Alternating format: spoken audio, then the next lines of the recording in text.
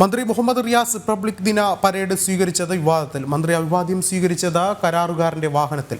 പോലീസിന്റെ കയ്യിൽ വാഹനമില്ലാത്തതിനാലാണ് സ്വകാര്യ വാഹനം ഉപയോഗിക്കേണ്ടി വന്നതെന്നാണ് സിറ്റി പോലീസ് കമ്മീഷണർ നൽകിയ വിശദീകരണം.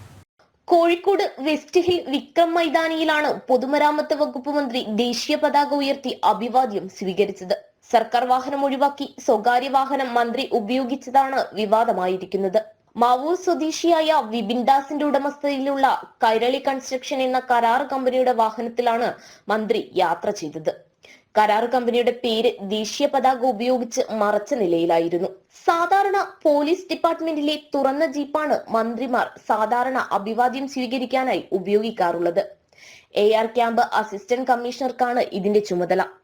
എന്നാൽ പോലീസിന്റെ പക്കൽ വാഹനം ഇല്ലാതിരുന്നതിനാലാണ് സ്വകാര്യ വാഹനം ഉപയോഗിക്കേണ്ടി വന്നതെന്ന് സിറ്റി പോലീസ് കമ്മീഷണർ പറഞ്ഞു. കരാറുകാരന്റെ വാഹനമായിരുന്നുവെന്ന് അറിയില്ലായിരുന്നുവെന്നാണ് മന്ത്രി പ്രതികരിച്ചത്. പ്രോട്ടോകോൾ ലംഘനം നടന്നിട്ടില്ലെങ്കിലും പൊതുമരാമത്ത് മന്ത്രി കരാറുകാരന്റെ വാഹനം ഉപയോഗിച്ചതിലെ ദുരൂഹതയിൽ പ്രതിഷേധം ശക്തമാവുകയാണ്.